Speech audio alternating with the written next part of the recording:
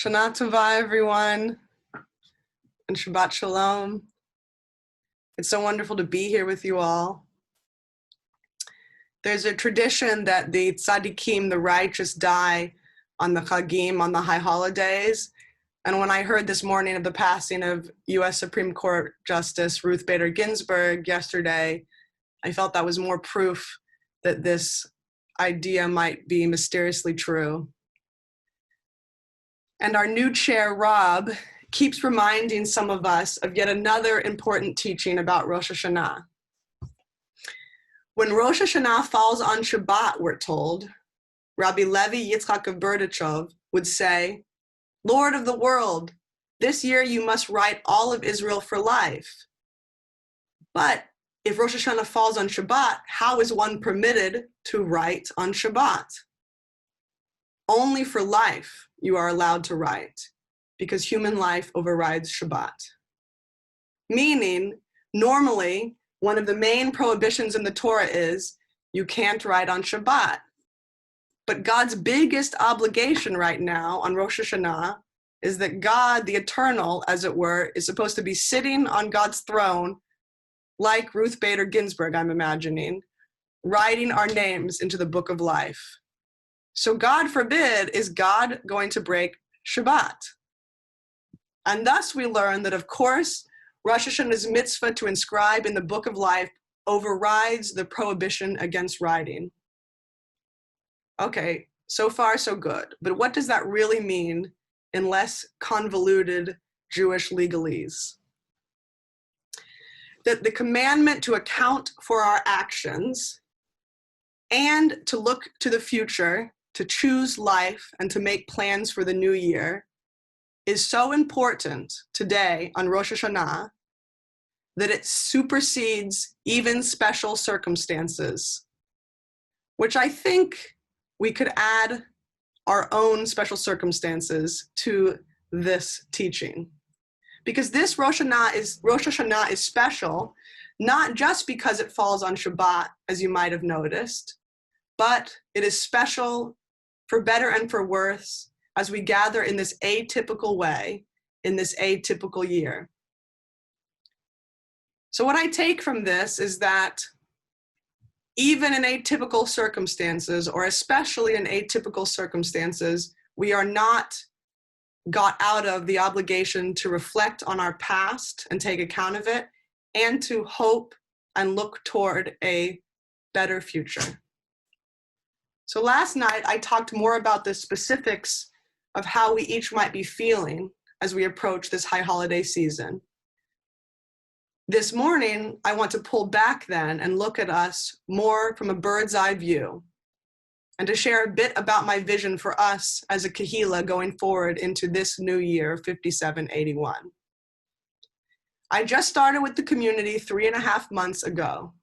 And whilst acknowledging what a surreal, uncertain, and tough time this is for all of us in the world, I am genuinely so happy to be here with you. As I've written before in other places, if every rabbi and community pairing is a shidduch, a complex matchmaking between personalities, history, and vision for the future, I really feel this could be the start, as they say in Casablanca, of an especially wonderful shidduch. I believe deeply in empowering us as Jews to take on learning, practice, and community building for ourselves. And I share Kehillah's commitment to a bottom-up community leadership dynamic, where I know that each of us as members brings our own individual life skills, and that we are co-leading, as we did today, the community. Relationships between people, rather than just putting bums on seats, should be the heart of community life. And I believe very much in this, and in the notion that a community is a wide and open tent, and that constructive disagreement is therefore also a fundamental Jewish value amongst us. So what was I doing before this moment? Well, I was in Jerusalem for 2 years, taking sabbatical study, and was called back when the pandemic hit and the lockdown began in March.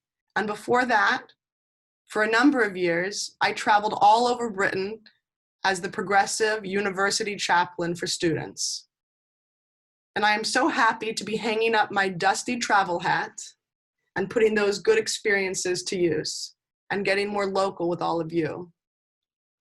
I live down the road from the community rooms in Kentish Town and am married to a fellow London-based community rabbi, Benji Stanley. North London, since I moved here 9 years ago, has become my home. And my Jewish values, like those of Kehillah's, are what drives me to progressive engagement in the world around me. I share Kehillah's belief in diversity, inclusivity, and Judaism as an active force for justice in the world. And I also know that times of community transition can be challenging, but that they are also exciting. And I am very excited to be a driving force and a safe space within that. Despite and in response to the challenges of the COVID-19 pandemic, I want to declare something bold, that this new Jewish year, 5781, promises to be a year of growth at Kehillah North London, one of both building outward and strengthening relationships within. We are proud to be a flourishing and diverse Jewish community. We are proud of our inclusivity, our friendliness, and our progressive pushing of boundaries. We are a place, hopefully, where we can bring people forward on their spiritual journey and challenge one another, collectively and individually sharing and developing our identities and experiences as Jews living in the inner city. But we hold in tension the notion of the good and the bad. As I've written before in other places, but want to reiterate here with excitement on the new year, over this summer, we welcomed a new chair. We now have a new cheder teacher teaching at this exact moment for the first time with our young people. A new management committee, fully filled for the first time in a number of years. A new weekly e-bulletin format. And I'm excited to go with some of you this afternoon, and God willing, all of us in the future when it's safe, to our newly renovated community rooms. We will stand outside, but we will get to see and perhaps peer in like envious neighbors into our renovated community rooms this afternoon. But this has also been a difficult year. And to add insult to injury, we have not been able to meet in person. And that has been a heartache for me, and I know for everyone. We are planning to start safely meeting again in person after the high holidays on the 17th of October. But we are making sure that how we do that will be safe and will look different for a while and will not be exclusive, such that we will continue to have Zoom services and we will continue to live stream when we meet in person. I have dedicated these last few months to getting to know many of you as individual members and to understanding the culture and history of our Kehillah. We have a strong foundation of almost 2 decades of passionate work by everyone in the community. And so now we can dream big and dream even in a year or two of celebrating a 20th anniversary together. My main aims will be to continue to build relationships, connecting new members to the community and making space for those of us who have been around longer to encounter one another more meaningfully and to connect more locally in our area. There is a new Hackney Moishe house just down the road, and to our local churches and mosques, our neighboring Jewish and non-Jewish communities. We are relaunching several programs and teams, both our cheder and adult education programs with provision for all ages, making sure that there is a vision for weekly adult education classes and chances for members to learn outside of that, where I hope we can cultivate a core cohort who are anchoring our community's learning by doing these classes, as well as those converting, keeping in contact with members pursuing that path with us, pairing them with mentors in the community. And I am trying to call and speak to everyone at least once by the end of my first 6 months with you. We are also going to form a new chesed team, taking on our pastoral needs. And we are learning to use our technology to bring us closer together, recommitting also to ensuring that our community reflects the true multi-ethnic and beautiful diversity of Jewish life, where each of our identities is celebrated, especially uplifting Black Jews and Jews of color. And as part of that, ensuring that our shul's content, its images and website and communications and education are inclusive and diverse. In 5781, in light of our blessings and the hardships of right now, we rededicate ourselves to being a community where everyone can find a spiritual home, one which both comforts and pushes each of us to grow and to connect.